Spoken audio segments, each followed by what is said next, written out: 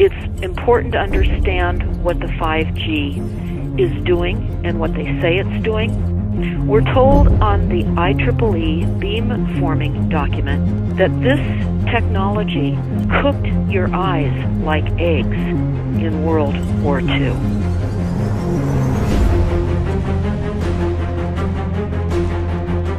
And you all need to understand these are military weapons. These are assault frequencies.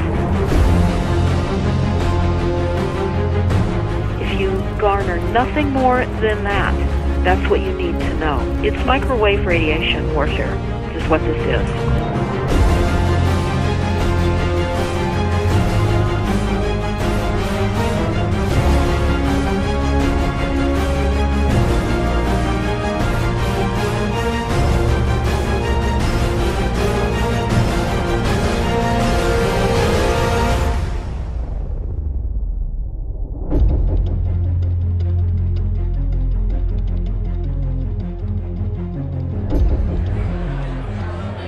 Ladies and gentlemen, please join me in welcoming to the National Press Club Federal Communications Commission Chairman Tom Wheeler.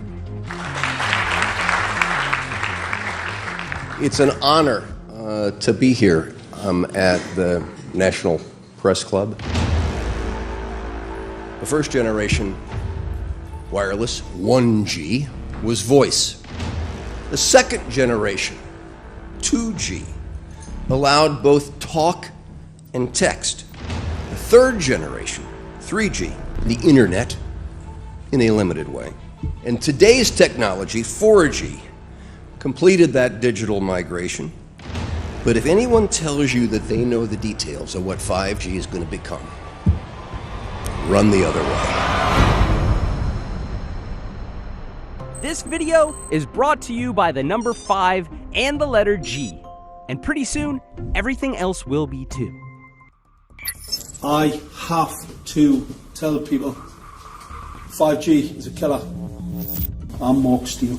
Anybody who hasn't heard me, I'm a weapons systems head-up display expert, one of the leading experts in the world. I've actually brought cover in relation to this, and the reason I became an expert was because I invented them. What I'm going to say to you today, do not believe a single word I say.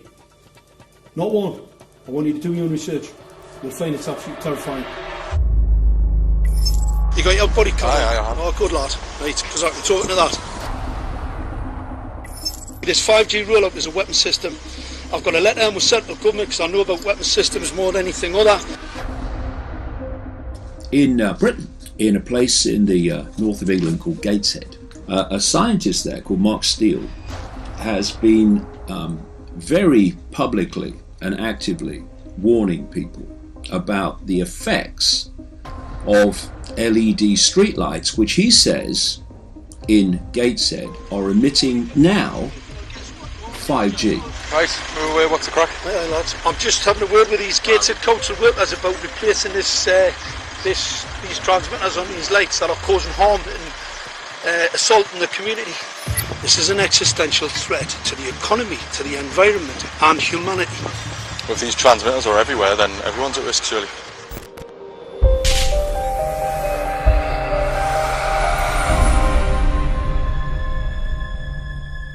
There's a lot of confusion about what 5G is. The G stands for generation. So you started off with the first transmitter system. Back in the 1980s. In the 80s, yeah. So you had 1G, then you had 2G. And as the generations moved on, you started to see more complex signal systems, cleverer pieces of antenna designs, etc., etc. So the whole thing became more data, quicker downloads, etc., etc. However, 5G is something completely different. Alright, let's get a breakdown. Let's tell the people what this really is. This is the 5G transmission device. Blinking heck, that's a hell of a beast, that, isn't it? These are the uninsurable transmitters. Just get a good look at that, guys, because obviously I know there's quite a few experts who want to see more detail about the transmitters and the chipsets. Just have a good look, boys. This is the control management system masquerade. There's an antenna there, you see that? What is this phased array antenna here? What's that? This is for phased array, alright? As you'll see, it's got a driver, it's got some chip there. It's one chip. Look at the chipsets on this. This is your dystopian world. What did Gateshead Council say? I'll tell you what, I think we better send some of these educated fools back to school, or just send them to prison, whichever's the easiest. I think prison's probably better. Alright, that's 5G, guys. That's 5G hardware. You must consider the whole part played by electricity in nature. Human beings cannot go on developing in the same way in an atmosphere permeated on all sides by electric currents and radiations. It has an influence on the whole development of man. This life of men in the midst of electricity, notably radiant electricity, will presently affect them in such a way that they will no longer be able to understand the news which they receive so rapidly. The effect is to damp down their intelligence. Such effects are already seen today. Even today, you can notice how people understand the things that come to them with far greater difficulty than they did a few decades ago. Rudolf Steiner, 1924. Rudolf Steiner noted that in 1924, since then our atmosphere has become far more permeated with electric waves of widely diverse types. There's no doubt now that electric waves, electromagnetic forces, cause direct biological effects. There's thousands of peer-reviewed papers on this subject. There's no doubt about it. But what are these effects? How are they affecting us? What can we do about it?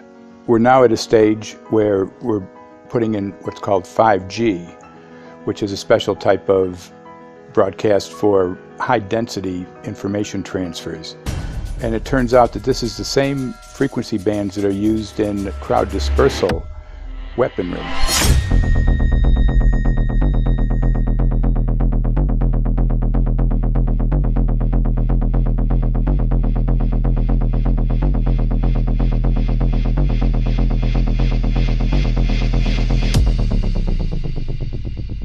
5G, first and foremost, is densification. So it's significantly more transmitters in close proximity to a human, and it is also a sophisticated, illegal, unlawful transmitter.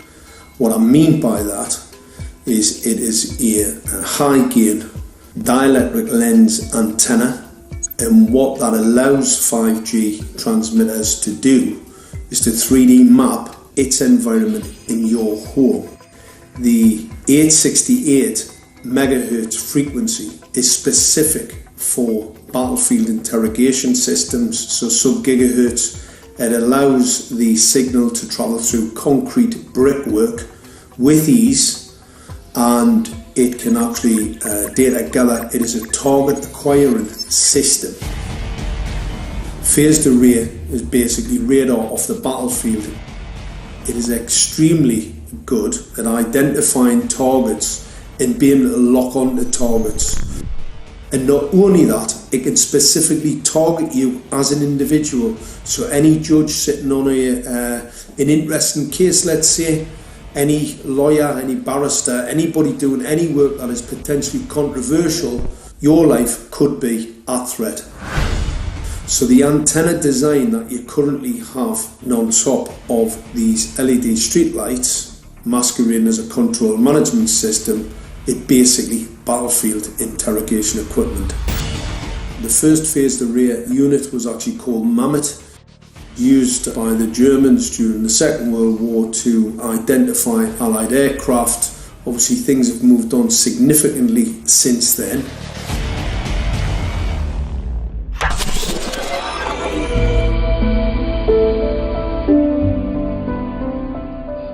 Well, I joined the Royal Navy in 1960, and I specialised in microwave warfare.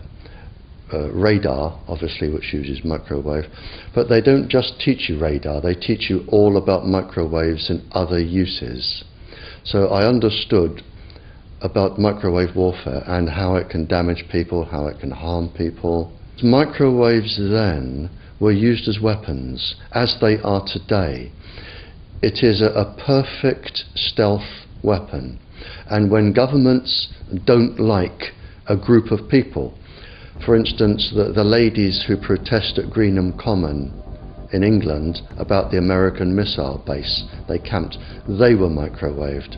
We microwaved Catholics in Northern Ireland to make them sick.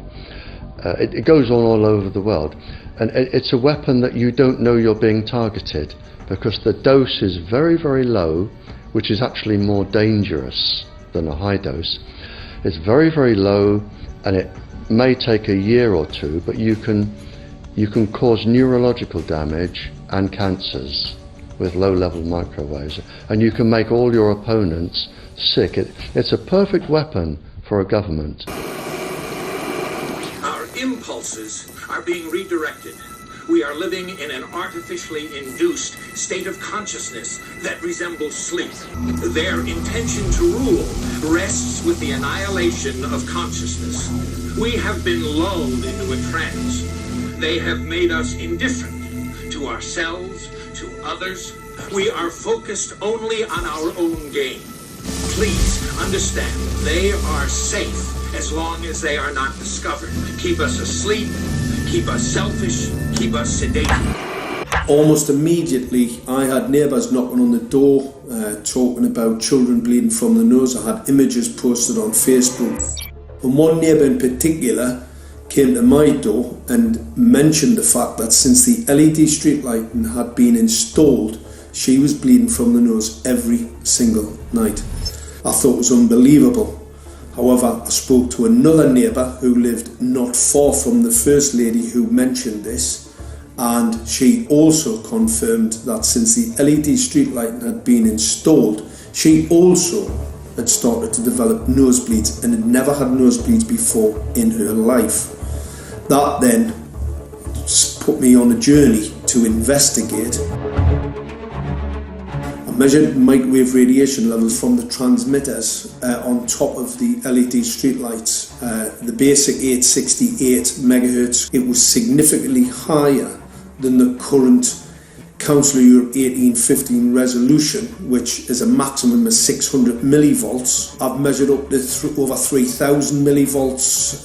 5 to 6 times higher than the guidelines. Significantly higher than the current Council of Europe 1815 resolution, which states that 200 millivolts should be the maximum. The Bioinitiative report states that it should be significantly less than that. So we've got the Council of Europe, that's, you know, the international criminal courts are stating that, you know, the learned judges have said that 200 millivolts, and I'm measuring in bedrooms in Gateshead, minimum 600 and up to 4,000. Does this mean that in 2020, 2021, when 5G is destined to roll out globally, that you're going to get those kind of readings everywhere all the time? Everywhere all the time. Worse than that? Worse than that. Yes, 5G will connect the Internet of everything. If something can be connected, it will be connected in the 5G world. Hundreds of billions of microchips connected in products from pill bottles to plant waterers, requiring massive deployment of small cells. We won't wait for the standards. Now, to make this work, the 5G build-out is going to be very infrastructure intensive. We must reject the notion that the 5G future will be the sole provenance of urban areas. The 5G revolution will touch all corners, and that's damn important. The interconnected world of the future will be the result of decisions we must make today.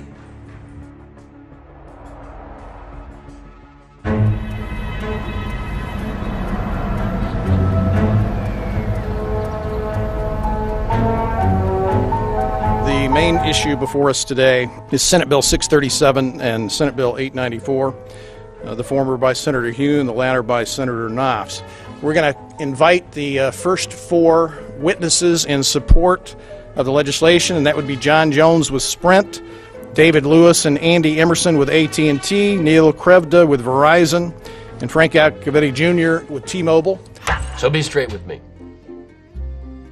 Is it true? It could be. No, well, come very, on. very no few cases. Proof There at was all. an unfortunate really incident out in Iowa. Look, gentlemen, practice these words in front of the mirror. Although we are constantly exploring the subject, currently, there is no direct evidence that links cell phone usage to brain cancer.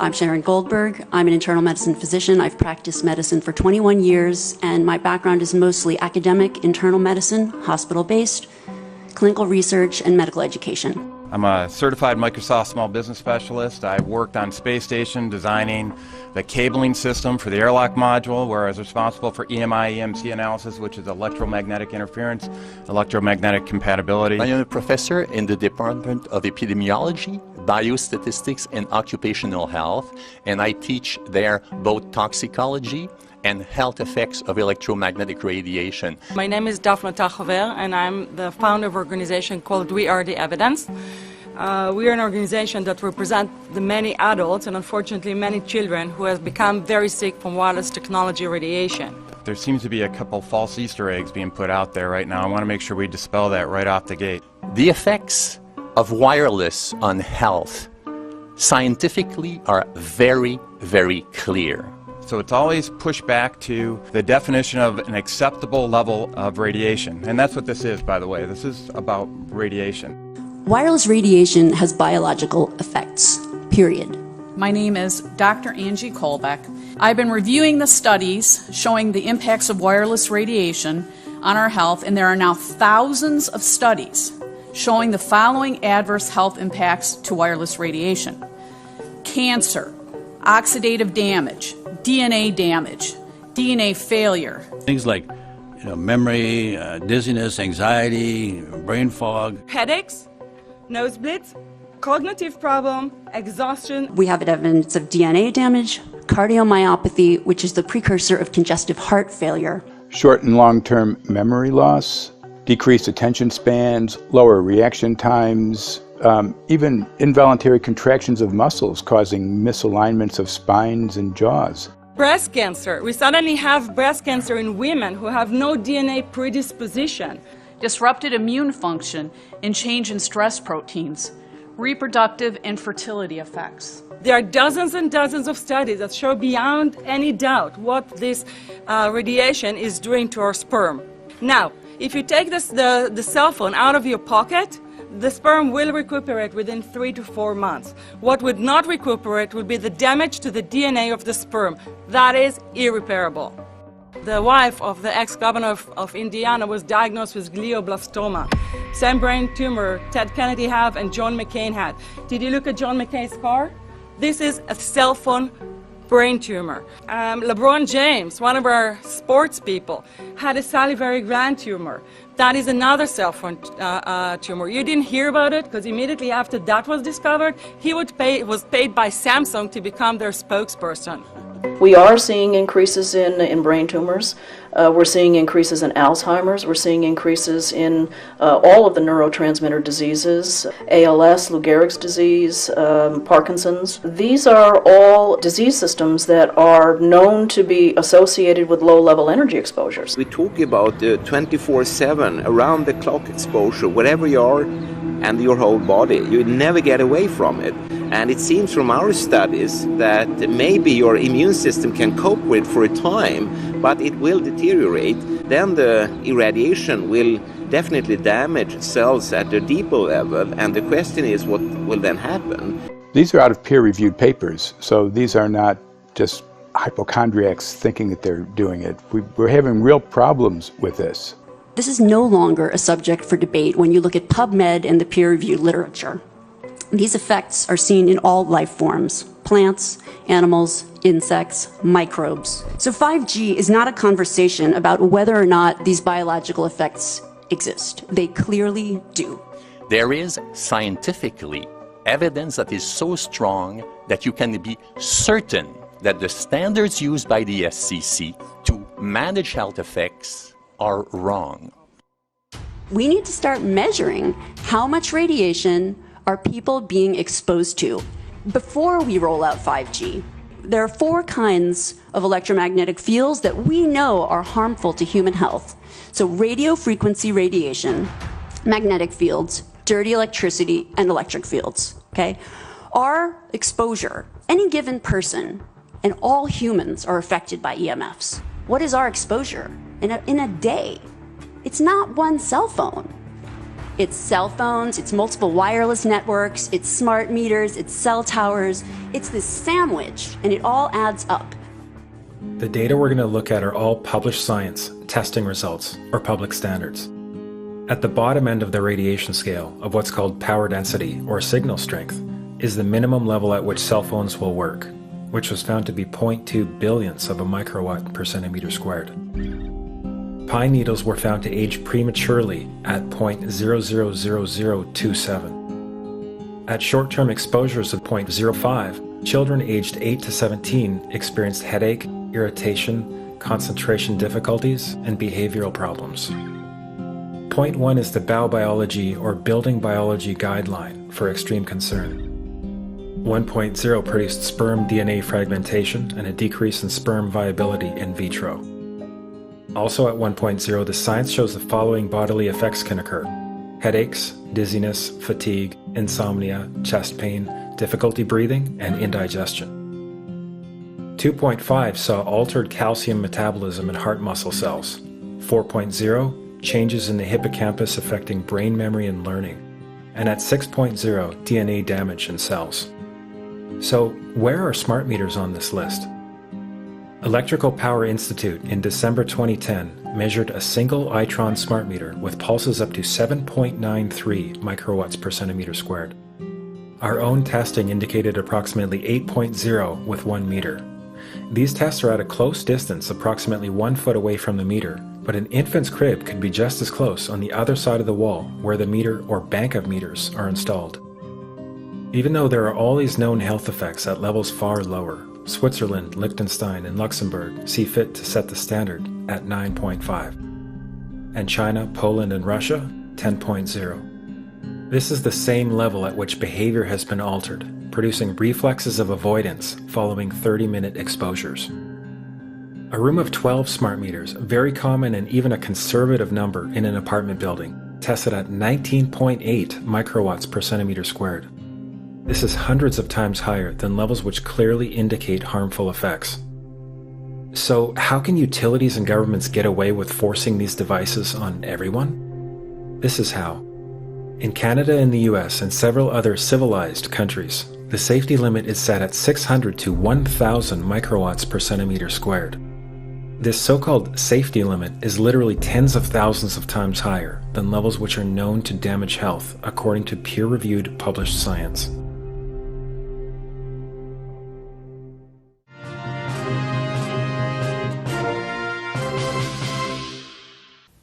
Faster, better, more reliable internet. That's the promise of 5G technology, but there is also the peril. Health hazards associated with radio frequency that is higher also and requires more transmitters and antennas. And the stark, simple fact is the health hazards are unknown and unstudied.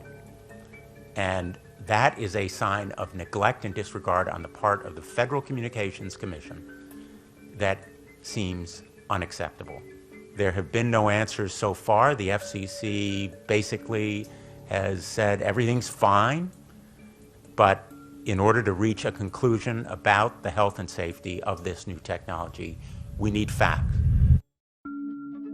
Mr. Chairman, thank you for having this hearing.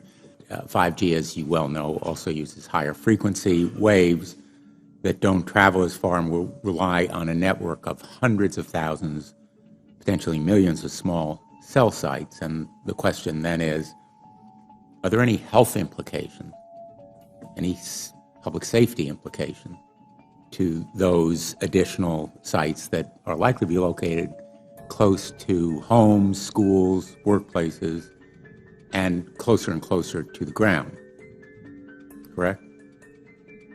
Correct, Senator. Yes.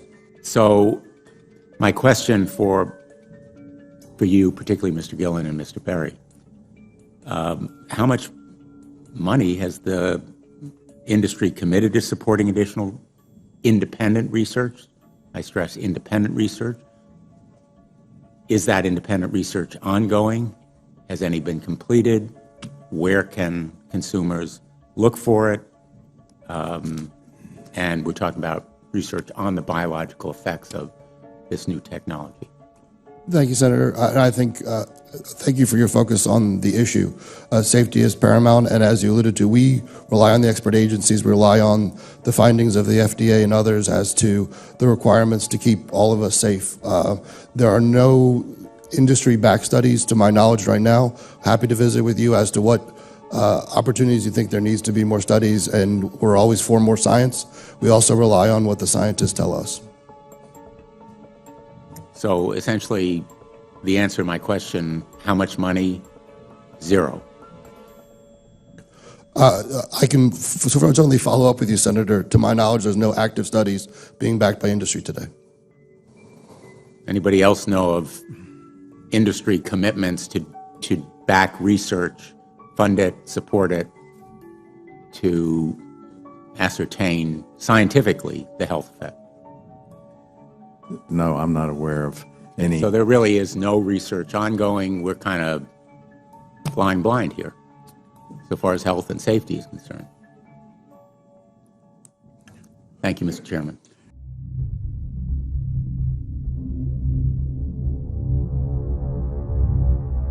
You're a trained medical professional. Yes. We don't have one on the panel. What are we to make of the American Cancer Society, for example, telling us there's no evidence of harmful product? Many of these organizations have conflicts of interest. Very briefly, if you can, what do you mean by conflict of interest? One of the first things that you teach residents is that you always have to look at the funding. There's a tremendous amount of sponsored research by people who are hired to do studies to find no effect. And that's plagued this field in a number of countries. The radio frequency radiation work that we did was supported by Motorola. The relationship was really very cordial and very stress-free, but only up until we started generating data. These folks were very, very upset and began to talk about how are they going to handle this, what sort of spin can we put on this, what can we expect from this, and from that point on the relationship changed. What we saw was that Motorola began to exert more and more control over the work, telling us what to do, telling us how to write abstracts, what to say in the abstracts, what to say in the papers, how to do the work. No, don't do this. Yes, do it this way. This was unacceptable.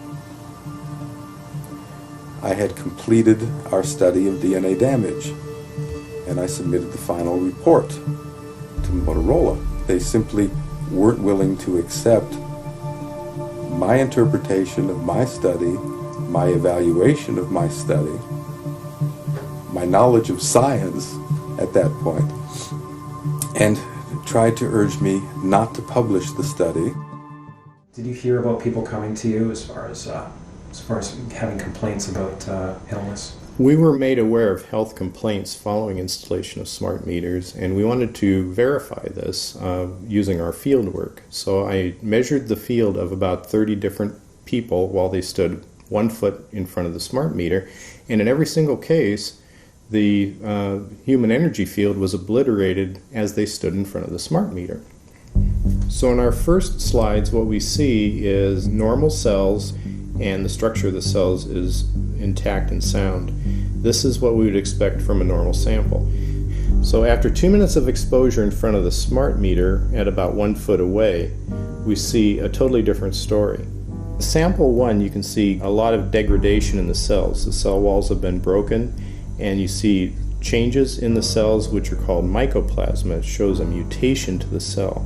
In the second sample, we see a different type of degradation to the cell membranes. You can see a corrugation here. This is called bottle cap formation, and it's known that this occurs due to oxidation or exposure to free radicals. So this third subject, when we did her sample, she had to be pulled away from the meter after 45 seconds because she complained about an increasingly severe headache. And here you see a phenomenon called rouleau, where the red blood cells are stacking up, which makes it very difficult for the blood to deliver oxygen to the tissues as they would be their normal function. Every single one of these is a degradation. Every single one of these shows a trauma to the blood cells, and that came from something, and the only variable was the smart meter. The good news in all this is the patient and the blood can return to normal once they have been removed from the influences of these stressors.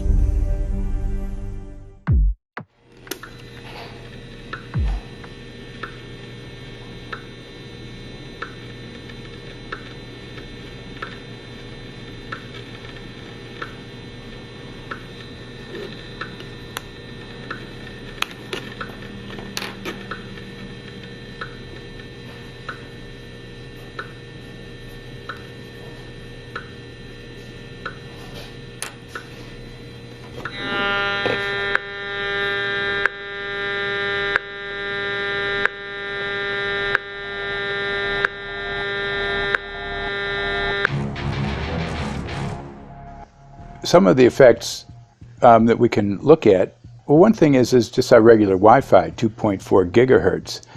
That's in the same range as microwave ovens, which are also called radar ranges, because that is radar. 2.4 gigahertz is interesting. It's not the peak absorption rate in water for microwave frequencies, but it's at a point where it allows full penetration, because if it came in at the peak, it would prevent the insides from getting warm. So that's with basic Wi-Fi. Now when we look at 5G, 60 gigahertz, this is what they call active dispersal sort of weaponry, just to keep people back. It burns the skin. It doesn't penetrate, but 60 gigahertz is the frequency of oxygen molecule absorption. Since they have electrons that they share with each other, what we breathe is actually O2, pair of oxygen. So being bombarded with 60 gigahertz could very well impair our oxygen absorption rate in our body, and thereby the whole basis of our living system. Martin Paul says, putting tens of millions of 5G antennas without a single biological test of safety has to be about the stupidest idea anyone has had in the history of the world. So assessing all this, we have experts in various fields: military EMF weaponry, biological effects on humans, firefighters that are getting cognitive impairment by being there in them, countries that are banning these sort of technologies around schools because of the impairment to cognitive. Let's weigh that up in light of what Rudolf Steiner said in 1924 about just mere radio causing the impairment of cognitive functions on people, that they can receive news from around the world, but they can't understand it as well because of the effect of the electricity.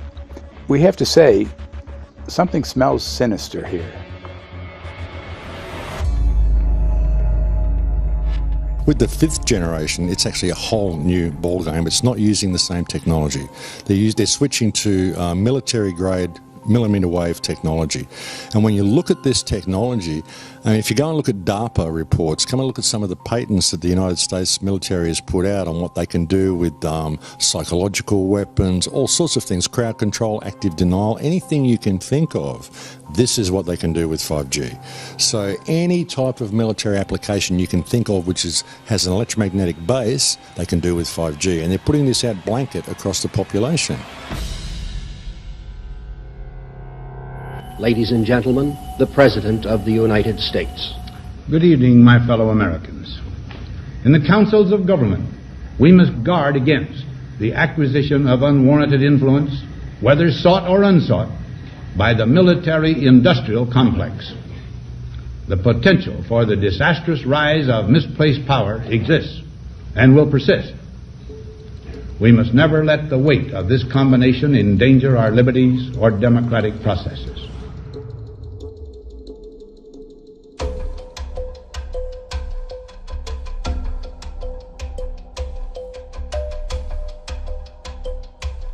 FCC is a capture agency. They probably conducted what I believe to be the biggest fraud on the public ever conducted. The FCC has been described by Harvard University's Center for Ethics writer Norman Alster as the most captured agency in D.C., acting more as an industry cheerleader than a regulator. This is especially true today with 5G, where there are serious safety concerns and potentially misleading information coming from the FCC. For example, the previous chairman of the FCC is Tom Wheeler. He was the head of the Wireless Lobby Association for 14 years. Now remember, Obama told us there would be no lobbyists in his administration, so he took the biggest lobby and put him as a head of the FCC. And that's damn important.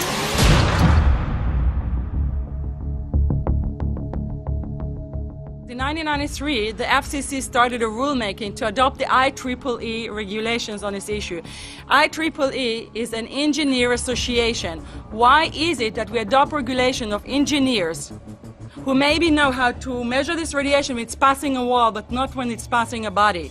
All our health agencies objected it, saying that it makes no sense to adopt engineer association, that they had not even one biomedical person on their team. They are effectively indemnified against adverse health impact lawsuits when the acceptable limits are higher than the limits actually shown to show harmful health effects. The FCC guidelines were developed for short-term exposures, 6 minutes, 30 minutes, depending on it's a phone or an outdoor exposure. And they have absolutely no connection to the biological effects that have been very clearly summarized in the Bio Initiative. So as you can see, there's a number of individuals in this room today that have serious concerns about this as regards to their health. If one of your companies decides to put one of these small cells up at a pole that's within, say, 50 feet of one of their houses, what recourse do they have to say, is there a way to move it somewhere else? There's language in the bill so that the authority can require the applicant to come forth with certification of compliance with the FCC's rules related to radio frequency emission. Remember that denial of request or denial of permit request that you can put in? It's going to point back to the acceptable levels as determined by the FCC. Not the EPA or not the CDC, the ones who usually take care of health concerns, but by the FCC, which is staffed by former members of the telecommunication industry. That's the fox guarding the hen house. It's a fact that most insurance companies will not indemnify against EMF effects. Telecom companies around the world are warning their investors of potential major costs due to real or alleged risks of EMF pollution from their products. Interestingly enough, they're warning their investors, but they're not telling their customers. They're basically keeping it quiet because that's where their money comes from. So we're using technology that could be very potentially harmful to us, and the investors know it. But their only worry is that they might lose money, not that our health might be affected. First of all, I think what you should really think about is why is it that they're not insured? It's not that they chose to be self-insured. They actually rejected by the insurance company from being insured because they understand the risk. And so the insurance companies, the big insurance companies, will not insure the telecommunications? So there's insurance companies, and then there's what's called secondary insurance companies. Secondary insurance companies are the insurance companies that insure the insurance companies. So in an event, an insurance company, let's say I insure Verizon, and it may not be able to meet the claims, then the secondary insurance company is kicking in. Like Lloyd's of London. Sorry? Like Lloyd's of exactly. London. So two leading one would be Lloyd's of London and Swiss Re. Both told the insurance company not to insure the wireless industry, and this is why they're not insured. And that should give you a hint. Now, this is exactly why they have to prevent a lawsuit. And how did they prevent lawsuit? That goes back to Section 704.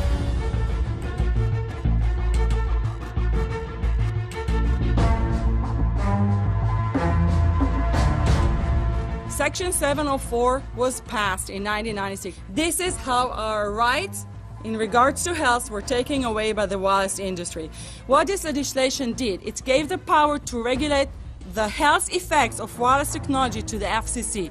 FCC is a spectrum auctioning agency. It's not a health agency. They don't even have one biomedical person on their team. And then the other thing that Section 704 did, It actually took the power from the state to regulate location of cell towers based on health. And what does it mean?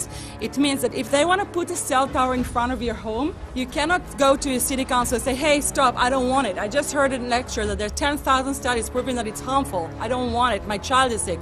They will tell you, stop. You're not allowed to mention this in the city council because Section 704 says that if you will, and if the application will be rejected, the city will be sued, can be sued by the wireless industry.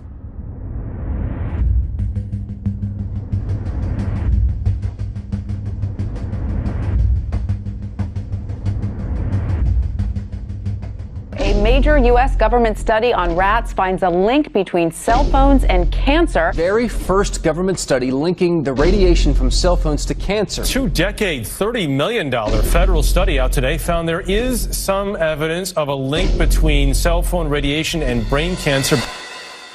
Professor, what is the NDP? I've heard that study several times. NDP is what? So it's a $25 million study on the rats and mice that was supposed to demonstrate that there were no effects of radiation below thermal.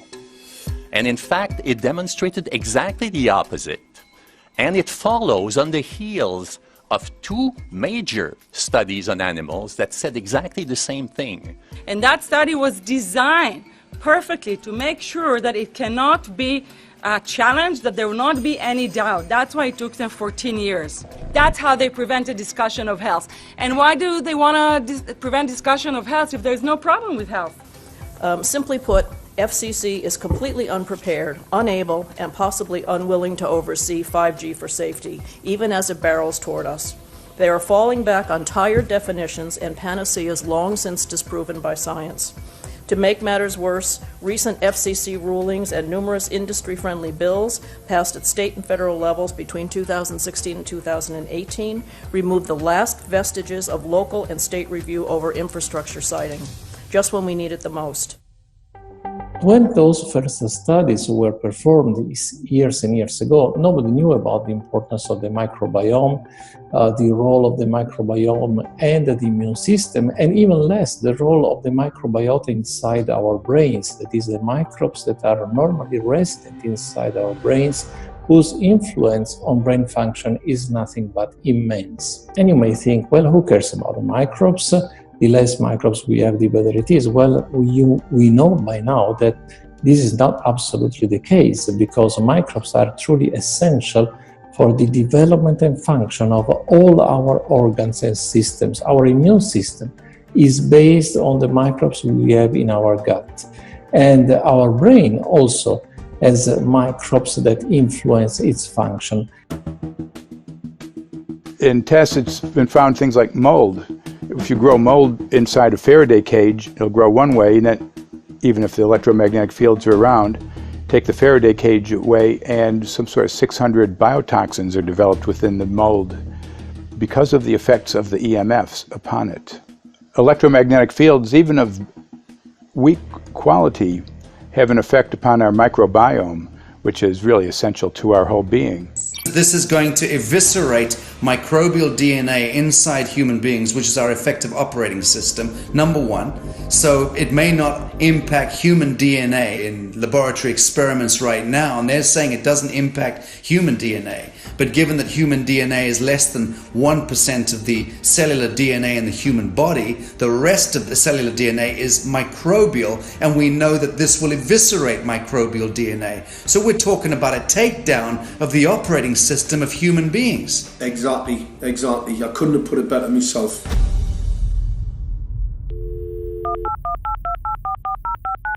John Brandt.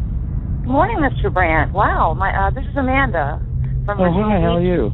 Hi, I've been trying to get a hold of you for months now. You guys are covering up chemtrails.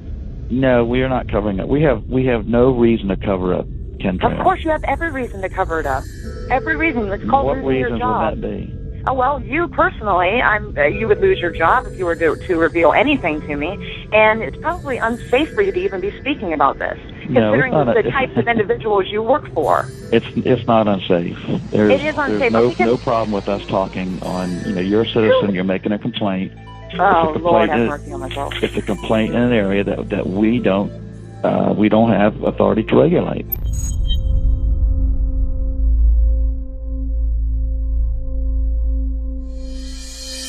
So the connection between chemtrails and 5G. It's all interconnected. The metallized particulates that would allow the 5G phased array, so basically the radar, it would allow it to be able to identify you, so it can watch you, it can identify you in your own home 24 hours a day, 7 days a week. For the last X amount of years, we've been through chemtrailing, and that is now the cat is out of the box. We've had these nanoparticulates raining down on humanity for years now, impregnating our bodies, by best accounts staying inside our bodies. Those nanoparticulates, what you're saying, are building up a kind of a phosphorescence glow capability so that we can be flagged up in our homes, behind concrete and steel, inside bunkers, in the basement, doesn't matter where you are. The 5G will be able to now triangulate, map and read you, because you as a living being are impregnated with these nanoparticulates, which are acting as a kind of transmission and reception technology. It's exactly, absolutely exactly. You have to consider that DNA also works as a fractal antenna, which is able to send and receive and also to process signals under the form of radio frequencies. Well, then there is no doubt that artificial radio frequencies, such as those of cell towers, and in particular these new types of towers that have a much higher density of signals, they may somehow interfere with the ability of DNA to retain and transmit biological signals. So this is one level of danger that very few biologists are aware of. How much effort was put forward to address this, what most of these people are, or many of these people are here for, which are the health concerns?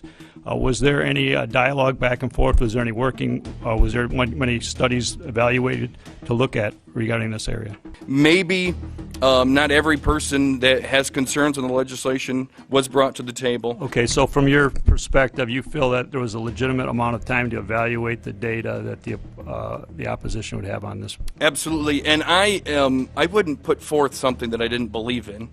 And I'll tell you, as I mentioned earlier, and it's been commented several times amongst the panel here, this is truly an economic development issue. Our 3-year-old, again at home, is outraged when we pull out the driveway and he's not able to access Wi-Fi.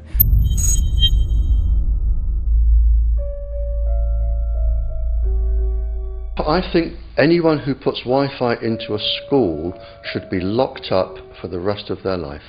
I really do. I think they're not fit to walk on the surface of this planet because they haven't looked at the research, and whatever incentive they have, it is not worth the genetic problems that parents are going to face with their children when they're born. France has banned Wi-Fi in nursery schools and put warnings out for regular schools because they're finding there's impaired learning capacity in children when they're around Wi-Fi. And they have to put up warning signs where they put Wi-Fi transmitters. When I got sick and I learned that they're putting Wi-Fi in the schools in Israel, I was very sick at the time, but I could not tolerate the thought that children in the schools will become as sick as I have. And after a few months of correspondence, I submitted a Supreme Court case in Israel to ban the use of Wi-Fi in the schools and replace them with wired network. The 4 top diseases that kill our children, our young adults right now, are brain tumors, thyroid cancer, testis cancer, rectal cancer, everywhere we put our cell phones. And a lot of our children are sick and they're being misdiagnosed and mistreated because the wireless industry has put billions and billions of dollars in the past 30 years to mislead the public as to the health effects and keep the public uninformed. We are performing an experiment on children.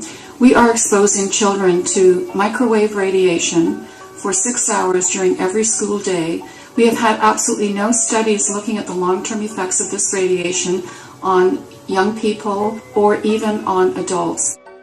A considerable amount of research shows that developing brains and bodies of children are much more affected than adults. And there are clear indications of a link between increased electromagnetic fields and autism spectrum disorders. We took 10 autistic children and went back to the sleeping location where the mother was when she was pregnant with that child and compared it with the sleeping location of a mother that gave birth to healthy children. We had 10 mothers in that group, 10 mothers in this group, and in the group of the autistic children, we found that the measurements that we got for the microwave exposure was elevated compared to the group of children that were normal. The fetus is affected. The exposure to man-made electromagnetic fields has become the first factor that could be isolated ever in autism that could predict autism. The fifth generation of wireless technology, or 5G as it's being rolled out worldwide without safety testing. Let me say that again, without safety testing. And how we've got scientists and doctors and environmental organizers saying, stop this. Because in terms of the effects of wireless radiation, the science is in. Wireless radiation can lead to cancerous heart tumors, brain tumors, DNA damage. Wireless radiation is linked to infertility, to autism, Alzheimer's, and more. And guess what? All the effects that I just listed, those are some of the effects that are known according to the technology that's being seen today. First of all, you have to know that we know that the other EMFs that we're exposed to are already known to be health risks. And basically that 5G, because of the frequency that's going to be used and because of the extraordinarily high pulsation levels that will be used, is a much bigger threat to our health than the things that we already have, which are very substantial threats to our health. We're not just talking about the intensity. We're talking about the frequency and the very high level of pulsations. There's a huge literature which shows that pulsed EMFs, EMFs that pulse up and down very rapidly, are in most cases much more biologically active than our non-pulsed EMFs. Every single wireless communication device communicates via pulsations, but the industry completely ignores this issue. The problem with 5G is that they're planning to put out tens of millions of these antennae all over the place without doing one single biological safety test. Are you implying possibly that we, the consumers, are the guinea pigs since they haven't really done tests to see the effects in a smaller setting? I mean, that's not an implication, it's a statement. We are, yes. Cancer is not the main concern that I have. I'm really concerned about sperm count and about effects on pregnancy. How many of you know that 1 in 6 American couples is unable to have a child when they want to? How many of you know that last year the birth rate in this country dropped the most that it ever has in recent history, 3% in a single year? People look at the sperm, and people use cell phones, and the sperm, usually sperm swim, and they swim straight. But if you expose them to radio frequency, mobile phone waves, they swim in a circle. Studies have been done here in Australia, taking sperm from healthy men. And one test tube gets exposed to cell phone radiation, and one test tube is not exposed to mobile phone radiation. And then the results are evaluated. And this is a measure of vitality. We measure how well the sperm swim. This is a measure of motility. This is a measure of mitochondrial DNA damage. They have 3 times as much damage on their DNA if they have been exposed to mobile phone radiation. The data on that are rock solid. Cell phones can damage sperm quantity and quality. Your embryo, your uterus in the fetus, where your child is developing for the first 100 days, in the ovaries, the eggs do not have that protection. So they are at maximum risk from radiation. And for the first month or so, you wouldn't even know you were pregnant. You wouldn't even be taking precautions. That is the main danger area. So you give birth to a daughter, but her ovaries are now contaminated. She may be normal, she may be genetically damaged, but her ovaries are at the most risk. So when your daughter grows up and she becomes pregnant and has a baby, this is where one of these eggs will be fertilized and come out. So the real damage here is your grandchildren. That is where it is going to show most. Do you think that there is a chance that within the third generation of females they may be irreversibly sterile? Not in the third generation, but in the fifth generation, and that would for humans be something in the order of 150 years ahead of us.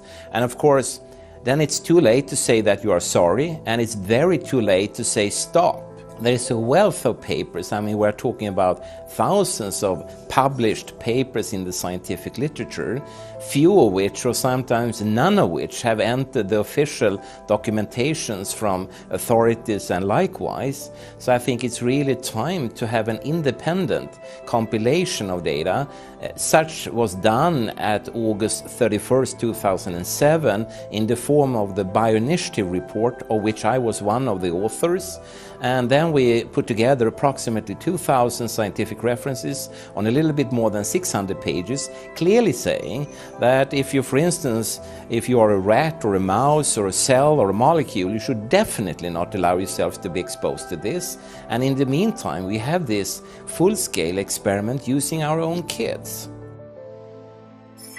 One interesting case, John Patterson, he was a telecommunications engineer in Sydney, Australia. Very brilliant man. For 20 years, John tested Telstra digital systems. Over the time, he realised the dangers of electromagnetic radiation. It disrupts the bioelectric system of your body, which is really your brain, your nervous system, how your muscles talk.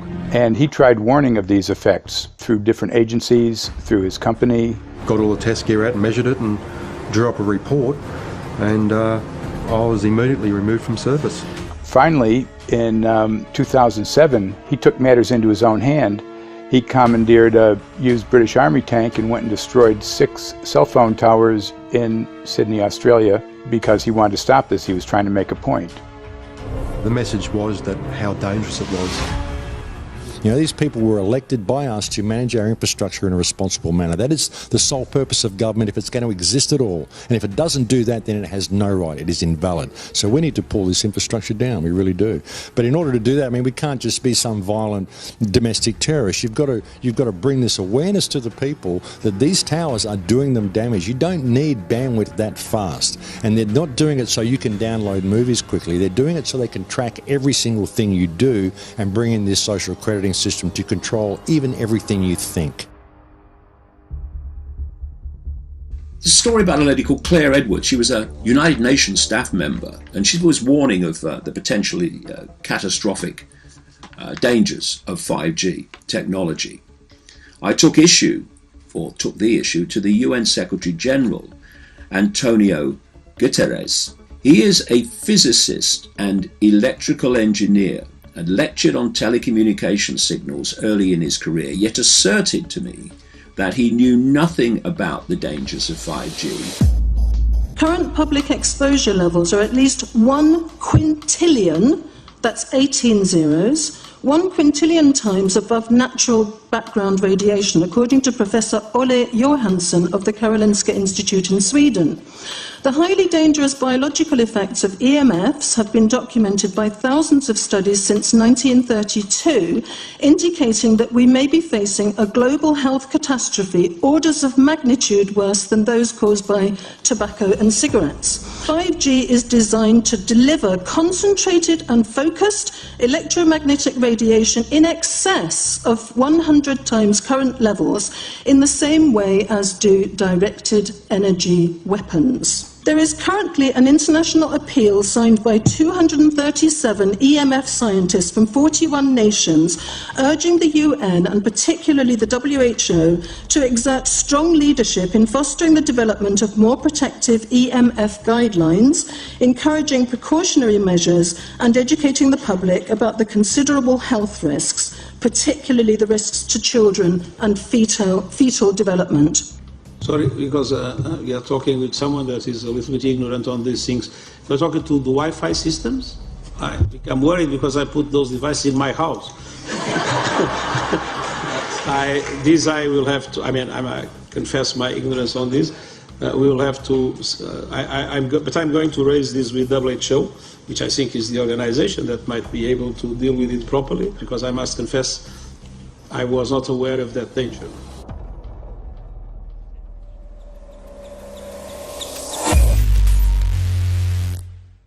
In 1996, when the Telecommunications Act was passed, in it was a provision essentially that kept local officials from addressing health issue concerns when approving or not approving a cell tower. So that's correct. But then something new is happening. We've talked a lot about it on the Solari report, thanks to Jason Bogdan-Smith and his website EMF Warriors. But this is new. This is very, very new. So you're basically, sending out an appeal on something that in one sense hasn't happened yet. This is not just an incremental change. This is a big step up. It's a sea change. An onslaught's not an improper word. It's a bombardment. So instead of a cell tower 1 mile or 2 miles from you and you still have cell phone service, we're going to have antennas every block, and some poor soul is going to have one mounted to a utility pole maybe less than 20 meters from their home. So this kind of, invasive bombardment with this many antennas, just in 1 square mile, if you do the math, 1 per block and 16 blocks per mile, that's about 250 antennas per square mile. The millimeter wave is untested. Former FCC Chairman Tom Wheeler openly said that they don't plan to test. We won't wait for the standards. And then our appeal also addresses the fact that there's a plan to roll out 5G through satellites in low Earth orbit. So 20,000 satellites, which will cover every square foot of the planet with a 5G signal.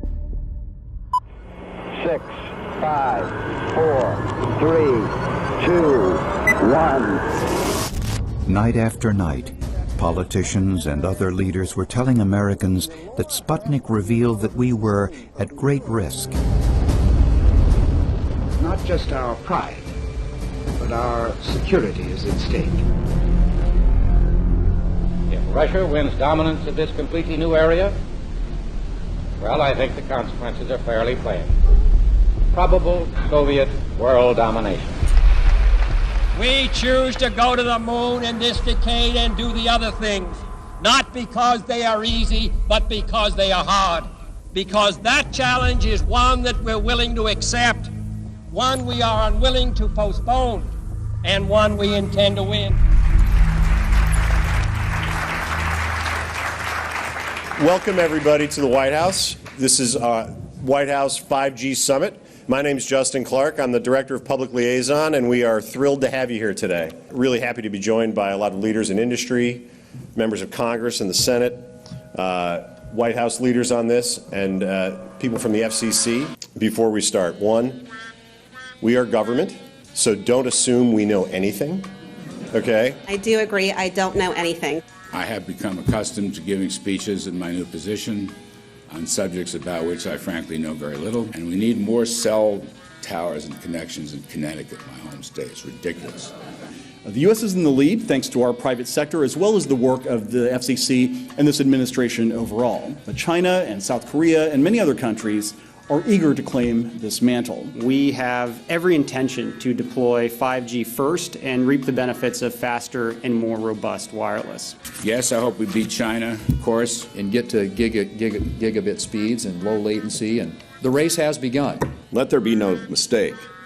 The race to 5G is a sprint. Winning the global race to 5G, it's a national priority. We must bear in mind the national security implications of winning the race on 5G. Today we're talking about the importance of being first in 5G, continued commitment to putting America first in the race to 5G. We're calling it America First, 5G First. Well, our strategy is called the 5G Fast Plan, a plan to facilitate America's superiority in 5G technology. Connected devices for health applications, which I love, has the capacity to make people healthier, as I understand it, a lot of medical applications. The industry is not asking the government for money to build 5G networks. They're asking us to cut the red tape that surrounds infrastructure deployment. We cannot let today's red tape strangle the 5G future. The red tape slows and sometimes stops the building of densified network facilities necessary for 5G. As we continue our efforts to keep government out of the way, so that America can continue its leadership for America to win the race to 5G. One path is the government regulatory path. The other path is the private enterprise free market, gales of creative destruction, Schumpeter path. You ever heard that? Gales of creative destruction? It just means let it rip. The new replaces the old. With 5G, we're on the cusp of another era of American innovation. It means an even more connected world for everyone around us, unlocking the potential of the Internet of Things to become safer, healthier, and more sustainable for our future. You know, sometimes, look, we all believe in the 10th Amendment, but sometimes you have to override it.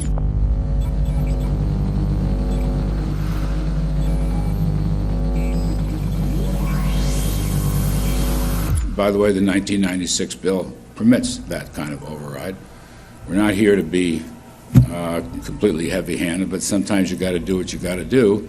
And some of these states or cities that don't want to cooperate want to shake us down. We can't allow obstacles and barriers to stop this movement. That's all.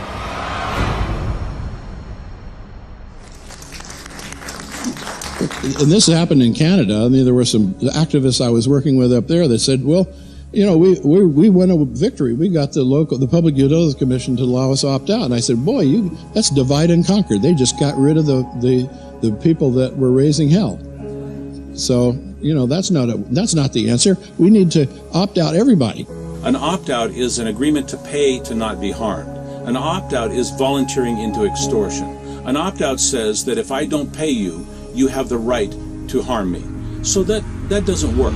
This is a mandate. This is being pushed down your throat by a company that is not responsive, by a government that is not responsible, and it's being done in a collusion that's designed to undermine the individual rights of individual people in communities across the country and around the world. The Minister for the Environment has a duty. His duty is primarily to ensure that there is cleaner, better, healthier environment for people in this country.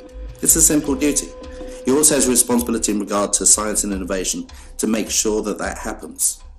What seems to be happening here, in fact one could say undoubtedly happening here, is he's using science and innovation to ensure that our right to life is threatened. There have been no public debates. There is no public discourse. There are no public disclosures as to why, when, how, what is going on in regard to 5G. That by itself is a breach of ministerial responsibility, and one which we really should look at in terms of a private prosecution against the ministers who have failed to protect our right to life. Okay, smart technology, smart meters, smart cars, not that smart, huh? What does smart mean? Anything that has smart attached to it, secret militarized armaments in residential technology. That's where smart came from. And smart, every bit of technology that you see today has all been developed for either some type of battlefield, some type of intelligence gathering system, and obviously these developments have to be commercialised, and people have actually took them into their homes. The definition of a smart grid is a wireless system that will fundamentally turn every single appliance in your home into the equivalent of a transmitting cell phone. That's every computer, every television, every furnace, every air conditioner, every coffee machine, every printer, every single appliance that you have in your house will eventually, in a smart grid, have an antenna that's embedded into it that will transmit your usage data to a smart meter on the outside of your home that will then transmit your usage data to another tower receiving that usage signal that will then go to the utility company for supposedly billing purposes. Not all signals will just be about your individual use. There will be aggregate meters that will bounce signal from house to house to house within a neighborhood that will then accumulate all of the usage data that will transmit that to the utility company. Now, what that will do is that the end metering system that is transmitting all of that data will be firing an RF signal at many, many times a second, which will increase the average homeowner's radio frequency radiation exposure exponentially. This picture shows some aphids on the leaf of an orange tree shortly after radar equipment was installed at a nearby airport a number of years ago. I noticed that every few seconds, all the aphids would tense up in unison and do sort of a little dance, as you see in the picture. Upon further investigation, I found that the interval of time between the activity of each dance coincided exactly with the rotation of the radar rotor device at the airport, which was a distance of approximately 14 miles. The antenna arrays create this steerable beam, which helps concentrate the energy. The beams get pointed at the user. What's a MIMO tank? Massive in, massive out. British government have got a plan to roll 400,000 out. This is so that you've got 5G in every nook and cranny, every part of the countryside, so that you can have autonomous tractors, believe it or not. However, those transmitters, these are radar. It is phased array radar. Though that radar signal sweeping the countryside will kill every pollinator, every biological structure, it will sterilise livestock, it will kill the ground, so consequently land won't have a value, obviously farmers will die, the community will be under attack. The community will be under attack. If we can't produce food, if we kill all the pollinators, we're in serious trouble. The takeaway is that 5G, the $1 trillion rollout of 5G by our friendly local government, is definitely a weapon system masquerading as a modern efficiency technology. It most certainly is, and what I put it down to, it's economic terrorism. There is no value, nil, in killing off your population, in destroying your ability to grow food, to kill all your pollinators. They may have a nice financial number on a piece of paper, but in reality, dementia, diabetes, all the things that are currently crippling the NHS, a burden on the country, illness, mental health issues, the focus of that cause can be identified and has been identified in the science. The science is proven. The epidemiological data that we're seeing on the street is now substantiating that science. The DNA inside you, the mitochondrial DNA, you can trace unchanged to your mother, her mother, her mother, right the way back to the beginning of the human race in Africa, the Stone Age.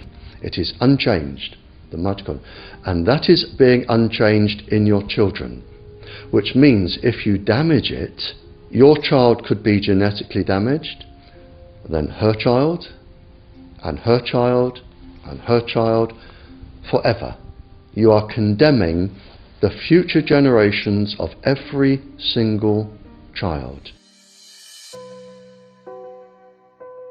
There is, however, a light at the end of the tunnel, or there is some ray of hope. Thanks to the principles of biological quantum entanglement that we have learned how to exploit in the field of biology and medicine, now we can transfer the information from the microbial DNA to the human DNA. And in so doing, we can train, so to speak, the microbes to withstand whatever extreme condition they are exposed to, including this new technology. And then we can train them to transfer this resilience of theirs to our DNA.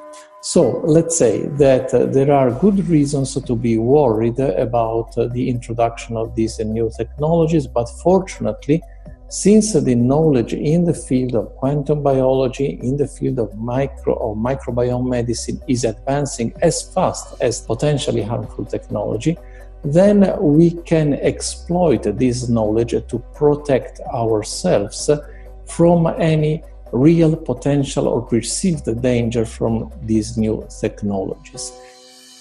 I've met with molecular and cellular biologists, with blood microscopists, with weapons development experts, frontline activists and researchers, and all the stories I'm hearing from these experts and pundits leads to the same thing. 5G is almost certainly the end game. It is an extinction event brought into our homes, into our classrooms, onto the high street, into the very cells and DNA in our human bodies.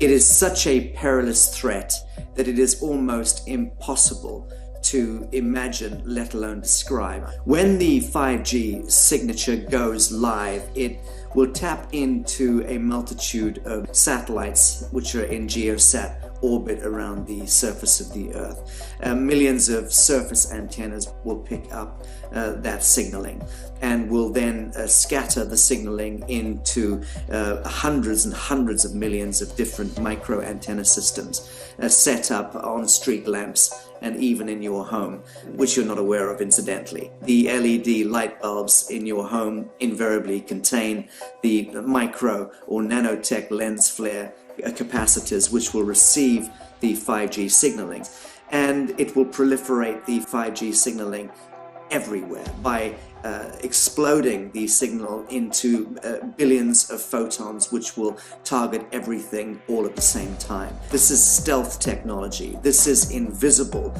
science. But what it means in simple terms is that you will be flagged up, visible, trackable inside your own home. Anywhere you move on the surface of the Earth, they will have a lock and load tracking capability over you.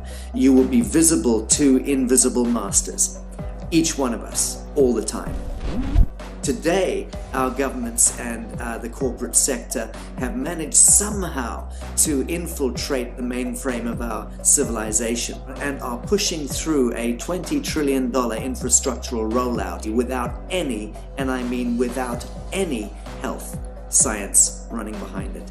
There have been no tests. Your government and your health authorities are either in collusion on this matter of genocide and ecocide, or they're just damned stupid, and I would suggest it is the latter. Shame on the technologists and the electricians who are furthering this technology in our homes, in our offices, in our streets. Shame on the legislators and the parliamentarians and the troglodytes and bureaucrats that proliferate our society today. Shame on that echelon for putting their signatures to contracts which allow the fast tracking of this technology into our homes and onto our high streets. Shame on the parliamentarians and international leadership whose wet ink signatures and seals of office are sanctioning and permissioning the rollout of something which is arguably the greatest threat to humankind. Shame on each one of us who now fail to get up out of our homes, walk out of our front doors, and challenge every so-called authority who dares to violate our bodies, our homes, and our future generations.